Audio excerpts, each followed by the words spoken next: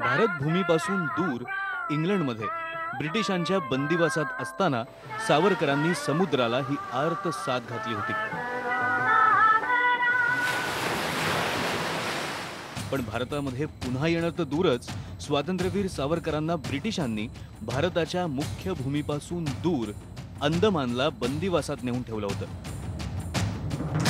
बंगालच्या उपसागरातली अंदमान निकोबारची बेटं स्वातंत्र्य संग्रामाच्या धगधगत्या पर्वात अवघा देश पेटून उठला होता। त्याच वेळी या दूर दूरच्या बेटांवर स्वातंत्र्य सैनिकांच्या बलिदानाची आणि त्यागाची अपूर्व गाथा लिहिली जात होती। अंदमानच्या या सेल्युलर जेलमध्ये शेकडो स्वातंत्र्य सैनिक मातृभूमीसाठी तुरुंगवास भोगत होते। एकच तारा समोर आणि पायतळी अंगार, गरजा जय जयकार, क्रांतीचा गरजा जय जयकार। सेल्युलर जेलच्या या भिंतींमधून हाच नारा घुमत होता। भारताच्या स्वातंत्र्य लढ्याची गाथा सांगणारं हेच आहे ऐतिहासिक सेल्युलर जेल। सध्या हे जेल राष्ट्रीय स्मारक म्हणून घोषित करण्यात आलेलं आहे। स्वातंत्र्य सैनिकांनी केलेल्या अपूर्व त्यागाची साक्ष जपत आजही हे सेल्युलर जेल उभा आहे। सध्या दिसते ती या जेलची भक्कम तटबंदी, परंतु या जेलच्या आतमध्ये भव्य असं हे सेल्युलर जेल आहे। आज आपण बघणार आहोत आपल्या स्वातंत्र्य सैनिकांचा इतिहास या जेलच्या आतमध्ये जाऊन।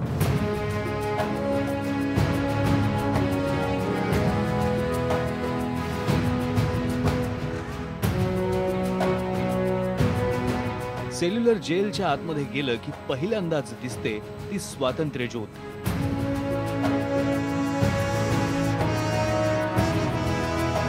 सेल्युलर जेलच्या प्रांगणात जेलच्या दोन भिंती आपल्या समोर उभ्या ठाकतात।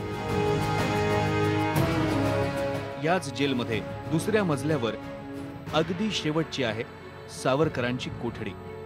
सावरकरांच्या ओढीने आपण त्याच कोठडीपाशी जाऊन पोहोचतो। सेल्युलर जेलच्या दुसऱ्या मजल्यावरती स्वातंत्र्यवीर विनायक दामोदर सावरकर यांची कोठडी आहे। ती कोठडी कशी होती, काय होती तेच आता आपण बघणार आहोत थेट कोठडीमध्ये जाऊन। कोठडीचा हा लोखंडी दरवाजा आहे, त्यानंतर हा दुसरा दरवाजा आहे आणि हा दरवाजा जर आपण बघितलं तर हा दरवाजा अतिशय चिंचोळा आहे। म्हणजे फक्त एक माणूस आतमध्ये जाईल अशी ही छोटीशी जागा आहे आणि त्याच जागेतून आतमध्ये जावं लागत होतं। आणि समोर आपण बघत होतो या छोट्याशा जागेमध्ये स्वातंत्र्यवीर विनायक सावरकर हे राहत होते, त्यांना ठेवण्यात आलं होतं। आणि समोर आता इथे आपण बघत असाल की त्यांची त्यावेळची जी भांडी आहेत, ज्या भांड्यांमधून ते अन्न घेत होते, ते भांडी इथे ठेवण्यात आलेली आहेत। जशी तशी सावरकरांचा फोटो आहे आणि त्याचबरोबर सावरकरांनी इथे जे काव्य लिहिलं होतं त्याच्या आठवणी या भिंतींवरती आहेत। इथे एक पाटी लावण्यात आलेली आहे, जगातील एकमेव ऐतिहासिक सत्य, स्वातंत्र्यवीर विनायक सावरकर। त्यांची ही आठवण आहे, त्या आठवणीमुळेच इथे ही त्यांची पाठी लावण्यात आलेली आहे। आणि इथे आपण मागे देखील बघितलं तर स्वातंत्र्यवीर विनायक सावरकर ते इथे कोणत्या दिवशी आले तिथपासून ते आत्तापर्यंत असं सर्व इथे कालखंड इथे लिहिण्यात आलेला आहे। या भिंतींना जर खरंच बोलता आलं तर नक्कीच त्या सावरकरांच्या अनंत आठवणी आपल्यासमोर उघड करतील। कारण ह्या भिंतींना देखील पाझर फुटेल असं काव्य त्यावेळी सावरकरांनी याच अंधार कोठडीमध्ये लिहिलं होतं। आणि ह्याच कोठडीतून आपण जर बाहेर आलो आणि समोरचा भाग बघितला तर आपल्याला दिसतं ही समोरची विंग आहे आणि हे समोरची विंगची जी समोरची बाजू जी आहे ती बरोबर उलट्या दिशेला आहे। म्हणजे ह्या दिशेला म्हणजे ह्या विंगमध्ये असलेल्या कैद्यांना देखील या समोरच्या विंगमध्ये असलेल्या कैद्यांशी बोलता येऊ नये या दृष्टिकोनातून ब्रिटिशांनी अशा प्रकारे हे सेल्युलर जेल जे आहे ते बनवलं होतं, जेणेकरून ह्या अंधार कोठडीमध्ये असलेला जो सैनिक आहे तो एकाकी राहील आणि त्याचं मनाची जी भक्कमता आहे ती उद्ध्वस्त होईल। अशा दृष्टिकोनातून हे संपूर्ण त्यांनी जेल जे आहे ते उभारलं होतं। परंतु ह्या कितीही मोठ्या तटबंदींना आपले सर्व स्वतंत्र सैनिक हे पुरून उरले होते। क्रांतिकारकांना मदत केल्याप्रकरणी 1910 मध्ये सावरकरांना ब्रिटिश सरकारनं अटक केली। फ्रान्सच्या मर्सिलिसच्या किनाऱ्यावरून निघालेल्या बोटीतून बाहेर पडण्याचा त्यांचा प्रयत्न फसला। त्यानंतर त्यांना अंदमानला इथेच आणण्यात आलं। 1911 ते 1921 ही 10 वर्ष स्वातंत्र्यवीर सावरकरांनी याच कोठडीत काढली। इतर स्वातंत्र्य सेनानी कैद्यांशी त्यांचा संपर्क येऊ नये म्हणून सावरकरांची कोठडी ही गजांनी बंद करण्यात आली होती. आपले भाऊ गणेश दामोदर सावरकर उर्फ बाबाराव सावरकर हे सुद्धा त्याच तुरुंगात होते हे त्यांना तब्बल 2 वर्षांनी कळलं.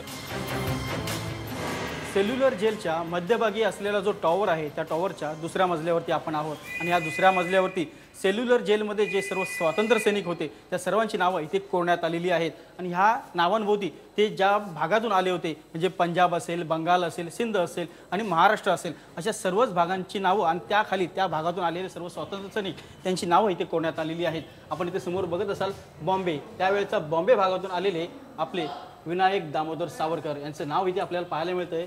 या नावाला स्पर्श केल्यानंतर आपलं मन सद्गदित होतं आणि छाती अभिमानाने भरून येते. जाज्वल्य देशाभिमान बाळगणाऱ्या सावरकरांना ब्रिटिश सरकारनं कैदी म्हणून इथे आणलं. बेड्या ठोकलेल्या सावरकरांकडे बघून या जेलचा जेलर जनरल डेव्हिड बेरी म्हणाला, सावरकर, तुम्हाला इथे 50 वर्ष जन्मठेप सुनावण्यात आली आणि त्यावर सावरकर बाणेदारपणे उत्तरले, या भूमीमध्ये तुम्ही ब्रिटिश लोक 50 वर्ष राहू शकणार नाही. सावरकरांचे शब्द खरे ठरले. 1911 नंतर 36 वर्षांनीच देशाला स्वातंत्र्य मिळालं आणि याच सेल्युलर जेलवर भारताचा तिरंगा फडकू लागला. देशाच्या स्वातंत्र्यासाठी क्रांतीवीरांनी केलेल्या अमूल्य त्यागाचं स्मरण म्हणून या सेल्युलर जेलला राष्ट्रीय स्मारक म्हणून घोषित करण्यात आलं. पण सावरकरांच्या त्यागाचा, जाज्वल्य देशभक्तीचा आपल्याला गेल्या काही काळात विसर पडला की काय अशी एक कृती आपल्या राज्यकर्त्यांकडून घडली. 2003 साली तत्कालीन केंद्रीय पेट्रोलियम मंत्री मणिशंकर अय्यर यांनी सावरकरांच्या काव्यपंक्ती इथून काढून टाकण्याचे आदेश दिले होते. आता या काव्यपंक्ती सेल्युलर जेलमध्ये पुन्हा लावण्यात येणार आहेत. त्याचं भूमिपूजन माजी मंत्री आणि उत्तर प्रदेशचे राज्यपाल राम नाईक आणि शिवसेनेचे खासदार राहुल शेवाळे यांच्या हस्ते झालं. एनडीएचं गव्हर्नमेंट आल्यानंतर दक्षिण मध्य मुंबईचा खासदार या नात्याने त्या ठिकाणी स्वातंत्र्यवीर सावरकर स्मारक समिती आमच्या इकडे आहे आणि त्याचा अनुषंगाने मी या संपूर्ण विषयाला पाठपुरावा केला. संसदेत हा प्रश्न 0 आवरच्या माध्यमातून उपस्थित केला आणि माननीय पंतप्रधानांना पत्र लिहिलं, गृहमंत्र्यांनाही पत्र दिलं आणि त्या सर्वांचं फलित म्हणून आज राम नाईक साहेबांचं पण प्रयत्न, माझेही प्रयत्न आणि सर्वांच्या प्रयत्नाला यश मिळून आज हा ऐतिहासिक क्षण आज होत आहे. अशा प्रकारचं जे काव्य होतं, असा कवी, असा राष्ट्रभक्त, असा साहित्यिक सगळं मिळून एकत्र जे आहे असा आजपर्यंत दुनियेमध्ये कुणीही झाला नाही. न भूतो न भविष्यती असं सावरकरांचं व्यक्तिमत्व होतं.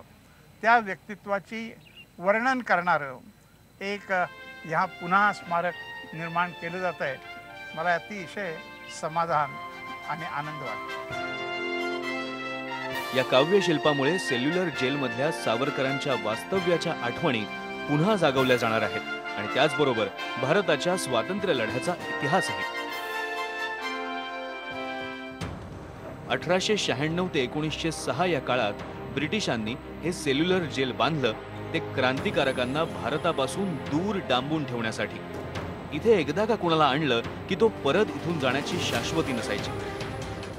म्हणूनच या निळ्याशार पाण्याला बदनामीकारक नाव पडलं, काला पाणी. अंदमानचं हे सेल्युलर जेल म्हणजे ब्रिटिशांच्या अमानवीय अत्याचारांचं प्रतीकच होतं. इथे आलेल्या स्वातंत्र्य सैनिकांचे ब्रिटिश अतोनात हाल करत होते. अमानवीय अत्याचारांनी हे सर्व परिसर दणाणून जात होता. त्यापैकीच काही उदाहरणं जे आहेत ते आपण बघूया. या 2 विंगच्या मध्ये आपण आहोत आणि या 2 विंगच्या मधला जो परिसर आहे या परिसरामध्ये इथे उघड्यावरती स्वातंत्र्य सैनिकांना आणलं जात होतं आणि त्यांना चापकाचे फटके मारले जात होते. अगदी स्वातंत्र्य सैनिक बेशुद्ध होईपर्यंत त्यांना इथे मारलं जात होतं. आपला देश स्वतंत्र होण्यासाठी आपल्या स्वातंत्र्य सैनिकांनी काय त्याग केलेला आहे त्याची किंमत आपल्याला इथे आल्यानंतर कळतं.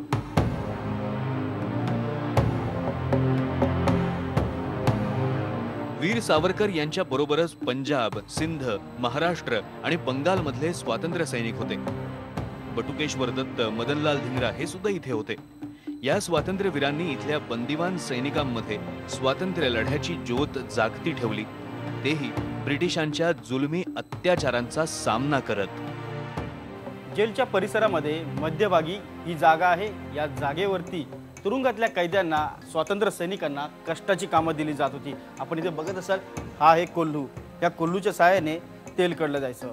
म्हणजे जिथे जनावरांना जुंपलं जातं तेल काढण्यासाठी, तिथे माणसांना जुंपलं जायचं आणि त्यांच्याकडनं दिवसभरामध्ये तेल काढून घेतलं जात होतं। आता आपण इथे पुढे आलो तर पुढे आल्यावर आपल्याला बघायला मिळतं की नारळ जी आहे, शहाळं आपण ज्याला म्हणतो, ते शहाळं फोडून ते नारळ काढले जातात आणि ते नारळ नंतर या ऑइल मिलमध्ये टाकलं जातं। आणि तिथे जिथे आपण बघतो की गावाकडे आपल्या जसं बैलांना जुंपलं जातं ह्या तेल काढण्यासाठी, परंतु इथे माणसांना जुंपलं जायचं। या तुरुंगातले जे कैदी होते, स्वातंत्र्य सैनिक होते, त्यांनाही खास करून कष्टाची कामं दिली जात होती आणि त्यांच्याकडनं दिवसभरामध्ये जे एक सर्वसामान्य माणसाला शक्य होणार नाही इतक्या प्रमाणात तेल काढून घेतलं जात होतं। आणि ते तेल जर त्यांना काढून मिळालं नाही ब्रिटिशांना, तर ते इथे चापकाचे फटके मारले जात होते।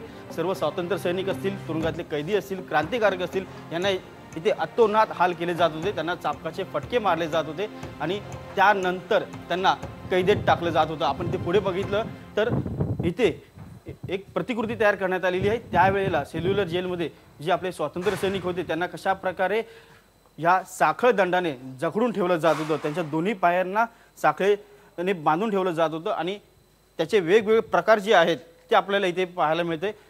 आणि अशा अवस्थेत ते कित्येक वर्ष या जेलमध्ये राहिले होते आणि ह्या त्यांच्या अवस्थेमुळे त्यांच्यावरती अनेक मानसिक परिणाम देखील झाले होते। परंतु या सर्वांना पुरून उरून ते ब्रिटिशांना कुठल्याही प्रकारे दाद लागू देत नव्हते। भारत माता की जय हा जयघोष त्यांनी शेवटपर्यंत आपल्या ओठांवरती ठेवलेला होता। ज्या कैद्यांना फाशीची शिक्षा सुनावली जायची त्यांना या फाशीघरात नेलं जायचं। सेल्युलर जेलमध्ये जिथे फाशी घर आहे, जिथे फाशी दिली जात होती स्वातंत्र्य सैनिकांना आणि इथे असलेल्या कैद्यांना, त्याच ठिकाणी आपण आहोत। आणि ह्या फाशीघर जवळच आपण बघितलं तेही वरच्या बाजूला, दुसऱ्या बाजूला स्वातंत्र्यवीर विनायक सावरकर यांची ती कोठडी आहे। जेव्हा जेव्हा फाशी दिली जात होती त्या वेळेला सावरकरांना इथे कोठडीतून बाहेर काढून ह्या गजाजवळ आणलं जात होतं, जेणेकरून ते प्रत्येक फाशी बघतील आणि त्यांच्यामध्ये दहशत निर्माण होईल, त्यांचं मानसिक संतुलन जे आहे ते बिघडेल, अशा प्रकारे ब्रिटिशांनी हे नियोजन केलं होतं। परंतु ह्या सर्व प्रकाराला सावरकर पुरून उरले होते। आपण इथे पुढे गेलात तर आपल्याला पाहायला मिळतं, हे आहे फाशीघर, म्हणजे जिथे फाशी दिली जात होती ते हे ठिकाण आहे। सेल्युलर जेलमध्ये फाशी जाणारे हे क्रांतिकारक, कोलूला जुंपण्याच्या मरण यातना, ब्रिटिशांची दडपशाही, हे सगळे सावरकर अनुभवत होते। पण त्याच वेळी त्यांनी या जेलमधल्या भिंतींवर कमला हे काव्य लिहिलं, राष्ट्रभक्तीपर लेखन केलं आणि इथल्या कैद्यांना शिकवलं सुद्धा। हे सगळं करत असताना सावरकरांना भारताच्या मुख्य भूमीत परतण्याचे वेध लागले होते। 1921 मध्ये भारताच्या स्वातंत्र्य लढ्यात आणि क्रांतिकार्यात सहभागी होणार नाही या अटीवर ब्रिटिश सरकारनं सावरकरांची सुटका केली आणि तिथून त्यांना नेण्यात आलं रत्नागिरीला। इथे सावरकर नजरकैदेत होते, पण जोपर्यंत माझ्याकडे बुद्धिमत्ता आहे, भाषा आहे आणि हातात लेखणी आहे, तोपर्यंत माझ्या ध्येयापासून मला कोणीही रोखू शकत नाही, असं सावरकर म्हणायचे। याच निर्धारानं त्यांनी सामाजिक उत्थानाची चळवळ हाती घेतली। सेल्युलर जेलमधल्या सावरकरांच्या सुटकेनंतरही सेल्युलर जेलमध्ये कैद्यांचा रणसंग्राम सुरूच होता। पुढे दुसऱ्या महायुद्धात जपान्यांनी ब्रिटिशांवर हल्ला चढवला आणि अंदमानच्या या सेल्युलर जेलमधल्या कैद्यांची सुटका केली। सेल्युलर जेलमधलं कैद्यांच्या यातनांचं, ब्रिटिशांच्या जुलमी अत्याचाराचं एक काळं कभिन्न पर्व संपुष्टात आलं। अंदमानचं सेल्युलर जेल पाहण्यासाठी येणारा पर्यटक हा येताना पर्यटक म्हणून येतो, मात्र परत जाताना तो देशभक्त बनून जातो। आपल्या क्रांतिकारकांनी इन्क्लाब जिंदाबाद म्हणत ज्या हालअपेष्टा सहन केलेल्या आहेत, जो त्याग केलेला आहे, तो आजची पिढी कधीही विसरू शकणार नाही।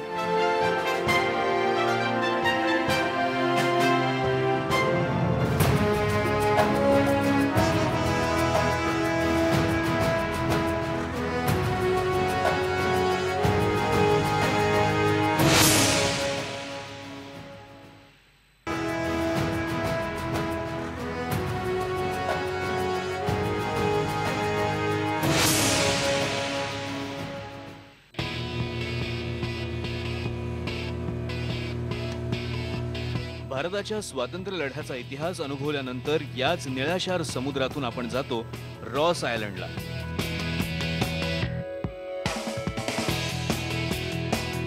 एकीकडे पोर्ट ब्लेअर मधल्या सेल्युलर जेलमध्ये ब्रिटिश हे भारताच्या क्रांतीवीरांवर जुलूम करत होते, तर दुसरीकडे पोर्ट ब्लेअर पासून जवळच असलेल्या रॉस आयलंडवर ब्रिटिशांनी त्यांची साम्राज्य नगरी उभारली होती.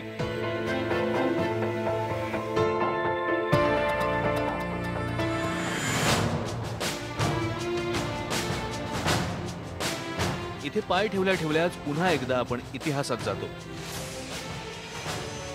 भारताचा स्वातंत्र्य लढा, दुसऱ्या महायुद्धात ब्रिटिशांचा झालेला पाडाव याच्या सगळ्या खाणाखुणा आपल्याला दिसायला लागतात. आपण आता रॉस आयलँडवरती आहोत आणि या रॉस आयलँडवरती आल्यानंतर सर्वप्रथम दिसतो तो म्हणजे हा जपान्यांचा बंकर. 1942 ते 1945 म्हणजे दुसऱ्या महायुद्धाच्या काळामध्ये हे बंकर जपानी सैन्याने बांधले होते. त्यावेळेला ह्या बेटाबरोबर इतर आजूबाजूच्या बेटांवरती देखील नजर ठेवता येईल अशा दृष्टिकोनातून हे बंकर्स बांधण्यात आले होते. आणि ह्या बंकरच्या आतमध्ये जाऊन आता आपण बघणार आहोत. या बंकरच्या आतमध्ये जर तुम्ही आलात तर इथे संपूर्ण आपल्याला अंधार दिसतो आणि छोट्याशा 2 खिडक्या दिसतात. या खिडकीमधून इथे आतमध्ये बसलेलं सैन्य समोर येणाऱ्या शत्रू सैन्यावरती हल्ला करत असे. आपण समोर बघत असाल तर समोर अंदमान बेट दिसत आहेत आणि समोरचा मोकळा समुद्र दिसतोय. इथे लपून बसून ते शत्रू सैन्यावरती हल्ला करत होते आणि हल्ला करत असताना जर प्रति हल्ला झाला तर त्यांच्या संरक्षणासाठीच हे अशा प्रकारचे बंकर्स बनवलेले आहेत. असे एकूण 13 बंकर्स त्यावेळी बनवण्यात आले होते. त्यापैकी 4 बंकर्स अजूनही चांगल्या सुस्थितीमध्ये आहेत आणि जपान्यांच्या त्या वेळच्या हल्ल्याची साक्ष आजही देत आहेत. झाडांच्या बुंध्यांनी वेढलेल्या ब्रिटिश इमारतींचे भग्न अवशेष आपल्याला भूतकाळात नेतात. याच आयलंडवर ब्रिटिशांचं सचिवालय होतं. ब्रिटिश अधिकाऱ्यांचे भव्य राजमहाल होते. आपल्या अधिपत्याखालच्या या सुंदर बेटावर ब्रिटिशांना पॅरिस सारखी स्वप्न नगरी उभारायची होती.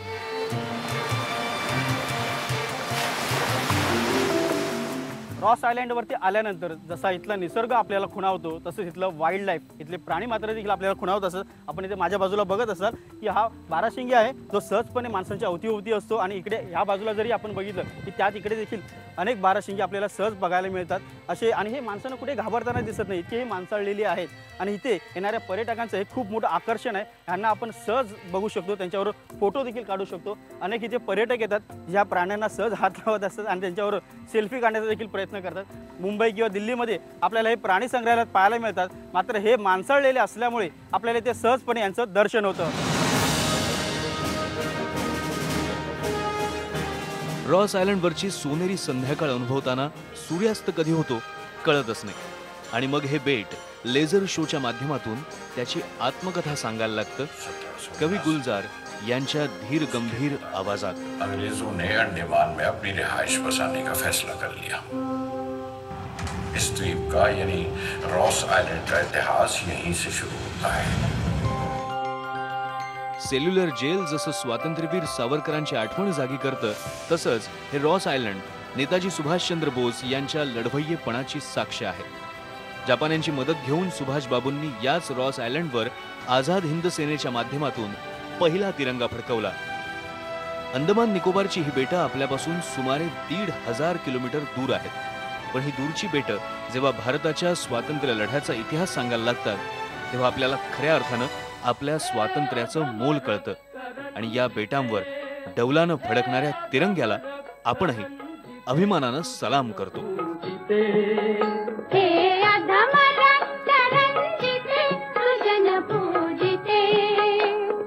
स्वतंत्रते